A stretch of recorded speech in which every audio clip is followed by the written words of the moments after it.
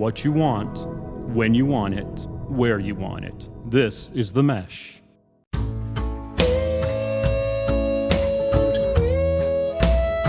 Barbecue competition is serious business in the Carolinas, so today we're taking a behind-the-scenes look with pros in the know, from training competition barbecue judges to the pit perspectives of our barbecue contenders and the thrill of their victory.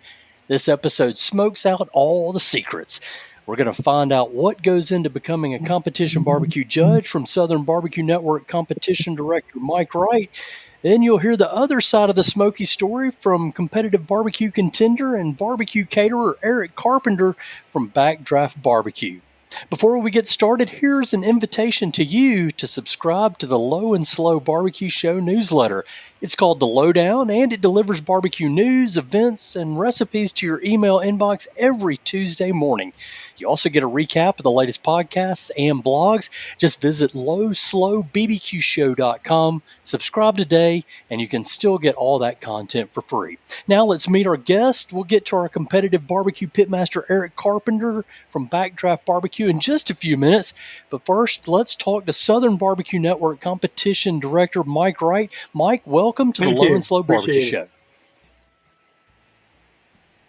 Yeah, excited to have you here today. And I want to begin by focusing on the Southern Barbecue Network. What is it, and how did you guys get started? The organization was founded in 2010 by a group of individuals who truly love Southern barbecue, and they wanted to maintain the tradition of Southern barbecue, and so in turn they formed the organization, and the purpose was to preserve the tradition of Southern barbecue, and on a fair basis and in principles of fairness by judging through training classes and a blind judging system with a fair scoring system added to it as well. We've continued to grow over the past few years. Right now, we are probably going to have our biggest year this year with over 22 different events throughout North and South Carolina. I'm sorry, go ahead. Wow. Yes, wow, that's exciting. We in turn provide certified barbecue judges to events that are creating events for funds for charitable organizations. In turn, all these members are volunteers. They volunteer their time. There's no one in the organization who receives any kind of remuneration. It's all done free.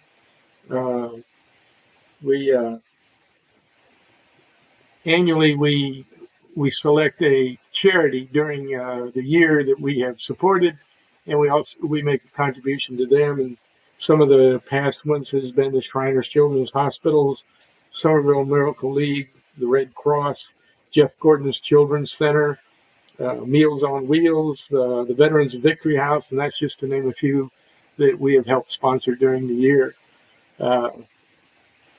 We in turn provide judges, but all the judges have to go through a certified judges training session, and in turn that entails that they have to sit in a 3 to 4 hour course where in turn we go through each of the meats that we judge, which is usually pork butts, pork ribs, chicken, and brisket. We also do whole hog instructions as well. And we're basically training each of these judges in how to sample and verify the categories that we judge in as appearance, aroma, taste, texture, and tenderness. Appearance is relatively simple. It's what do you see in the box, and we usually use the expression of, do you want to eat it? Does that look like something you want? Taste is basically that. You're looking for certain tastes.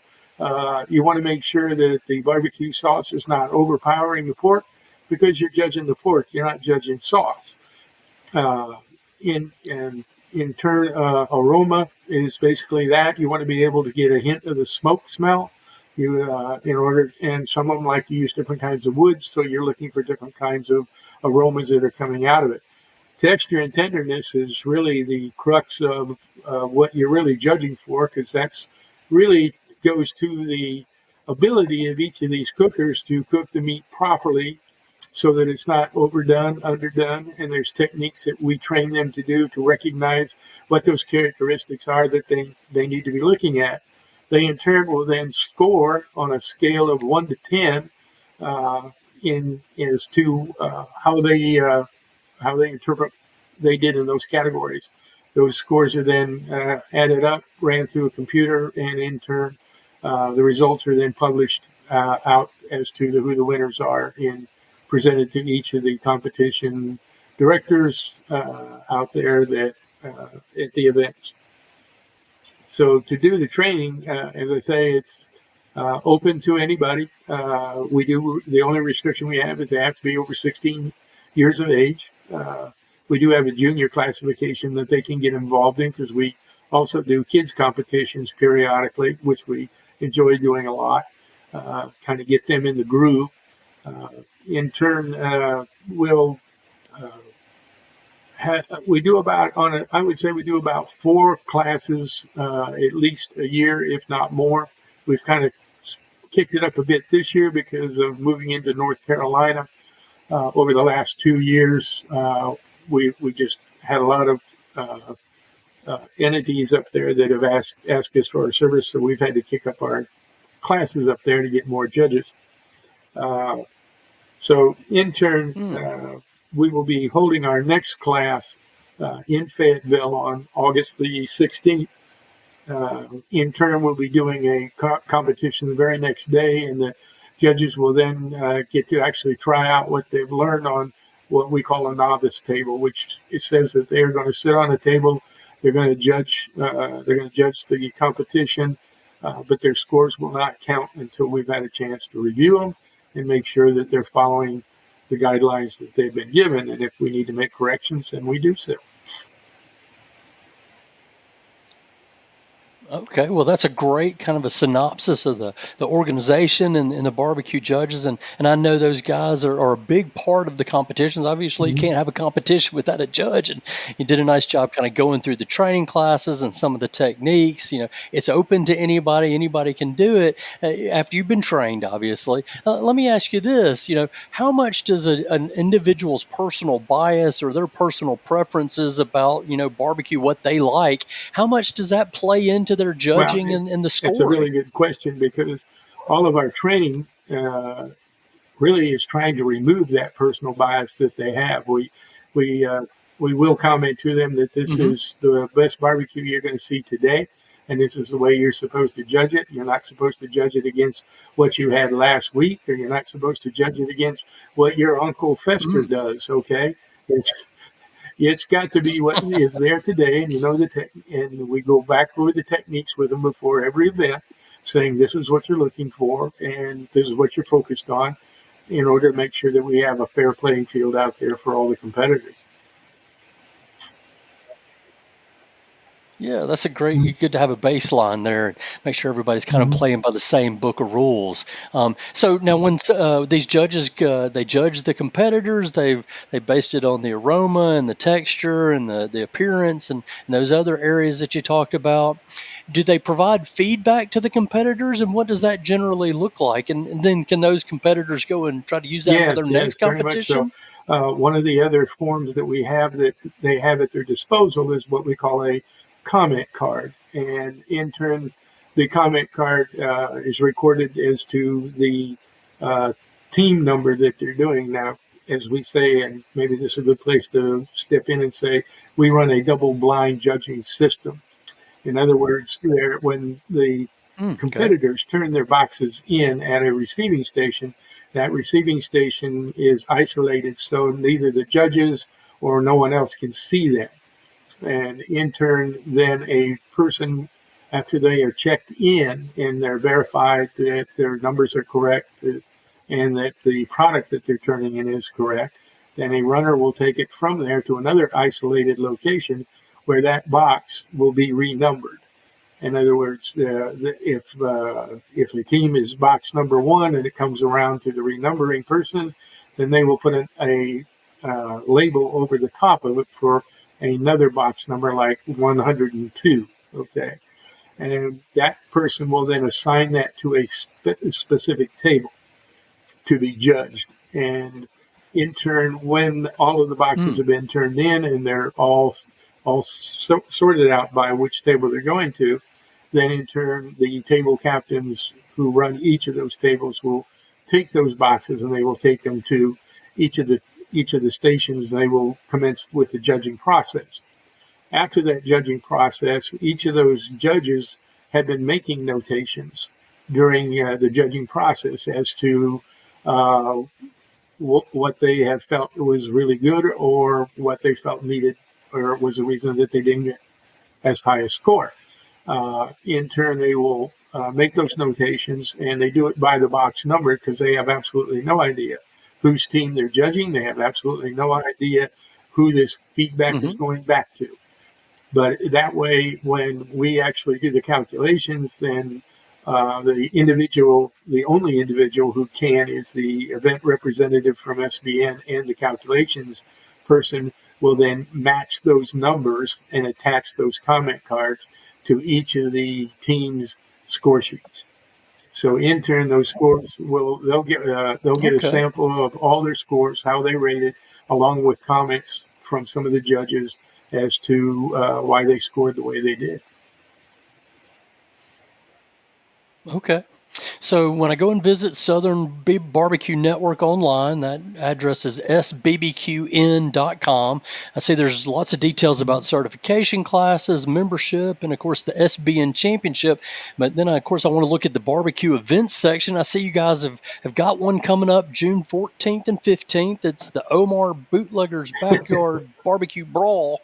What can you tell me about that event coming up in mid-June? That's a really good event. It's their 5th year that they're doing it. They've changed it up a little bit this year in that they're having amateurs versus competition teams. It's going to be held out at the Berkeley Shrine Club out at 649 Lakeside Drive in Moncks Corner, which is a great venue. Got a huge field out there that the cookers will be setting up in. It's going to be open to the public on Friday night, as they're going to be having a wings competition. Now, the cook teams aren't providing that. It's being provided by the Shrine Club itself. But they'll be able to do that as well as walk around and see the cookers, talk to the cookers. And then on Saturday, though, the Shrine Club is going to be selling plates of barbecue to the public as well. And on the event itself, they're going to be preparing both pork. They're going to be doing both pork butts, and they're going to be doing ribs. That's what we'll be judging. It's a 2-meat competition. Great. Sounds like it's going to be a great day, June 14th and 15th, and we'll talk a little bit more about that in just a moment. But I want to get on to one of the folks who's going to be producing some of those smoked meats. He participates in a lot of the Southern Barbecue Network competitions, stuff the judges review, as you've just talked about. That's Eric Carpenter from Backdraft Barbecue Team. And Eric, I appreciate you having me. Barbecue Show. Yeah, so first, just to start, what is the Backdraft Barbecue Team? What are you guys absolutely. all about, and how'd you get started? Came up with the name. I'm full-time firefighter, and so we're basically primarily a family team, but I'm usually out there all by myself. I get the support from home from the family. Occasionally, I'll get the wife and kids to come out, but we started competing seriously about 7 years ago, but got into it about 10 years ago, and just kind of been working our way through the years and trying to improve every day and figure out what those judges want. Yeah, how many competitions do you feel like you participated in during those 10 years? I'm up just over 100 competitions. Wow, and have they all just kind of been around the Carolinas, or have you expanded so I've your traveled competition outside this area? all the way to Alabama. I've done South Carolina, North Carolina, and New York. Okay. But do you have a specialty that you like to prepare? I feel like you feel like it's your pork best? is probably my best, but I have good days and I have bad days with every category we cook. Sure. What do you feel like it's successful to it takes to be successful in the barbecue What I tell competition everybody when circuit? they come into it is just be consistent. If you're cooking once or twice a year, you may not put out the best product. If you're cooking every weekend, whether it's competing or just cooking in the backyard, you're probably going to put out a little bit better product. Okay, be consistent with it. So, well, let's talk a little bit about your process and process of consistency. And I just want to kind of take it through the beginning to the end, and starting with the meat. And let's say we're doing your pork. Like you like to prepare one of your specialties, a competition pork butt. How Yeah, do you so prepare as that soon as meat? we get it, I'll start trimming it up, and I know a lot of guys will trim it a good bit. I'm pretty conservative when it comes to trimming. I'll do a little bit, just kind of expose the money muscle, and then I go from that to we do Hmm. an injection, make that up with a couple different juices and a rub I've come up with that we mix that in with it and let that sit for about 4 hours along with the competition rub that I put on the outside and I just let the time pass about 4 hours and then put it on the smoke. Okay. I won't ask you to tell me all the Sure. secrets about your rubs and your juices, but what are some Yeah, of the things that absolutely. you do So my include in that? injection, I put some apple juice in there, and then I'll have a lot of guys cuss me out, but I also put a little pineapple juice in there, and then my everyday rubs what goes into it. So it's a brown sugar and white sugar Uh-huh. base, and then it's got different spices and seasonings in it. Okay. And so you rub it on there and you say you normally let it sit about 4 hours. Do you ever put any kind of Yep. So binder I like use I mustard? I use a see a lot of mustard people binder, use. just a little bit of French's mustard, and that helps just the rub stick a little bit to it. Hmm? Not sure if there's anything behind it or not, but it works sometimes. Sometimes it may not.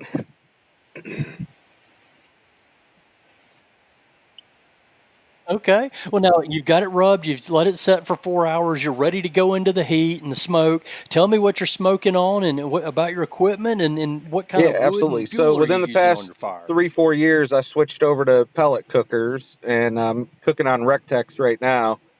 Try and run about 210 to 215 Huh? degrees. I'm a real low and slow kind of guy, and using hickory and Yeah. a little bit of oak. If I can find a good blend of those pellets, seem to work pretty well for me.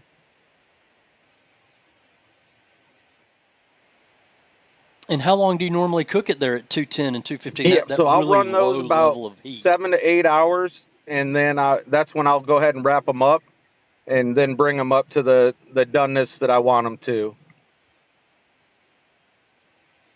And so they usually spend And I guess it exactly. depends Yep. on the So size of the meat, usually right? about 9 to 10 hours, I can get them done. A little bit bigger, they may take. I give them 12 hours. I'm okay if they come off and let them rest in the hot box for a little while.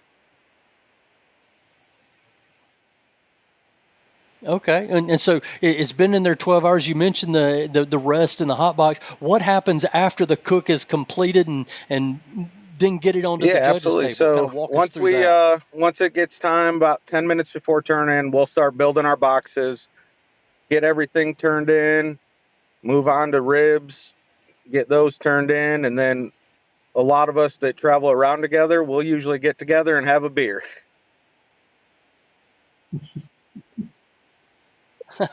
You guys That's been right. working hard in the heat all that time. So tell me, why do you do this? Why do you kind of do it week in and week out? And obviously, as a firefighter, you get out in the fire a lot. I'm sure, hopefully, not as much as we might think, but you work hard during the week, and then you go and you cook Honestly, barbecue. What keeps you doing it's the this? barbecue family that keeps me coming back out there. The fire department, we're a big family, and honestly, I think the barbecue family's just as good, if Hmm. not better. Nobody comes out there and wants to win because somebody else forgot something. If you forgot something that day, ask anybody. Almost everybody's going to give you what you need. Yeah, so that's the fun part. What's the hard part of being in competitive Probably the barbecue? hardest part for me is we're just trying to figure out what's going to work that weekend. You try and stay consistent, and then sometimes sometimes what's been working falls off a little ways, and you got to tweak it a little bit, try and bring it back on track. Okay. Now you've been involved with the Southern Barbecue Network. How has your So right involvement now been with I'm that the organization? team liaison for South Carolina, or one of two. And so basically we're available for teams if they have questions about the events or judging, they'll call us instead of calling somebody like Mike Wright, and I can kind of either point them in the right direction, or I'll make phone calls if I don't have an answer for them. So everybody knows they call me, and I'll either tell them a lie or tell them the truth. How long have you been involved with I've been in the Southern Barbecue Network with the since network? 2017 or 2016. I'm sorry, and I'm a And were you a certified judge judge, but I've yourself? actually never judged a competition. I just enjoy cooking them too much. Yeah, in the competition piece of it. But as a judge and someone with the training, do you feel like that gives you a little bit of insight into what you need to do to win when you I get think to that it helps a little competition? bit because you have more of an understanding of what the judges are actually looking for in terms of, Mhm. the taste, the aroma. You may not get a clear direction of what they want, but it steers you towards that right direction. Okay. So Omar's Bootleggers Backyard Brawls coming up here in June 14th and 15th. What are you most looking forward to about the Well, most cook-off? exciting about that one is it's pretty close to home, so it's only about a 10-minute ride out there. The event organizer's good people. I've known him for a lot of Right. years, so they'll put on a good show, and it'll be a good time whether you're a competitor or just want to come hang out. Yeah, and if you do want to come hang out, it's going to be June 14th and 15th. That's at Monk's Corner, South Carolina, at the Berkeley Shrine Club. Anybody that's not really familiar with that area, I had to look it up myself. It's about 35 miles north of downtown Charleston, right on US 52 near the shores of Lake Moultrie. So it ought to be a great event. And as Mike shared, there's going to be competition. If you want to go and visit, you can sample the food on Saturday or enjoy some of the wing competition on Friday night. So 2 days of great fun. And again, it's all going to be supporting the Shrine Club there at Berkeley Shrine Club. So, Mike, anything else you want to add? Or maybe you can tell our audience how they could find out more about the Southern Barbecue Network or maybe take a judging certification Absolutely. class Like I themselves. say, we have all that information up on our website at sbbqn.com. Anybody who is interested can contact me through Southern Barbecue Network at gmail.com. I'll be glad to respond to any questions they have. I'm retired, so I'm here 24/7, available anytime, anyway. The only other thing I wanted to say was Yeah. that Eric is several times our past grand champion of the year, so he's very qualified to speak in regards to what is great Southern barbecue. Yeah, fantastic. Well, thanks for sharing that little added tidbit. Eric, what does it mean to you once you've won that grand championship? How does that feel, and what kind of So experience is that for I you? love when I win, but I'm a pretty humble guy. They usually have to tell me to smile for a picture. I but it is a good feeling. It's something that everybody that competes, that's what they're looking for, and I've been fortunate enough to get a few of those, and it it feels good. But I keep it all on the inside because I don't want to gloat and have the teams that didn't win feel worse about it, because it's not always fun when you don't win. Yeah, I know. We spoke with the folks from Vicious Pig, and I know That's he's won right. a lot and he's lost a lot, and it's hard to go out there and work all day in the heat and the smoke Exactly. and then lose one. Mike, let me ask you, as I've asked Eric, what do you enjoy most about being involved with the Southern Barbecue Network and participating in some of these Actually, events? it's the gratitude that I get from helping individuals and people to raise funds for a great charitable event. We have succeeded in helping provide communities, especially in those that are doing it for local charitable organizations.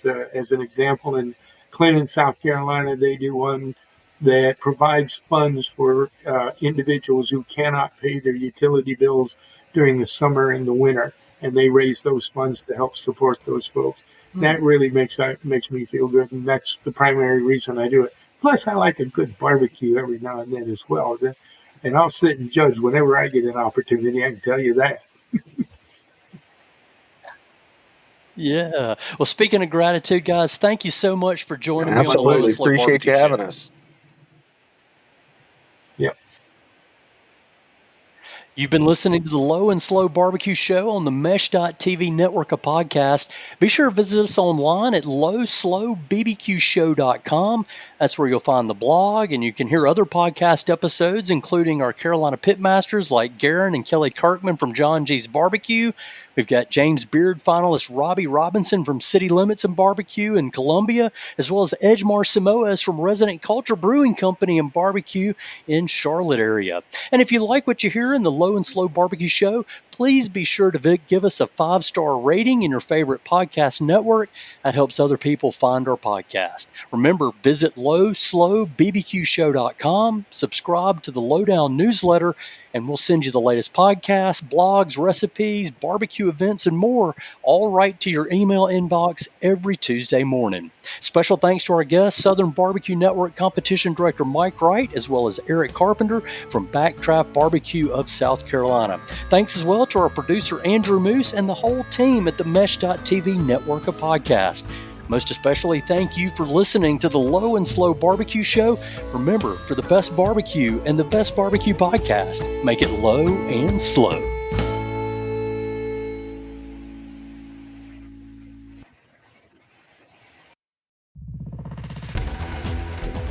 You've been listening to The Mesh, an online media network of shows and programs ranging from business to arts, sports to entertainment, music to community.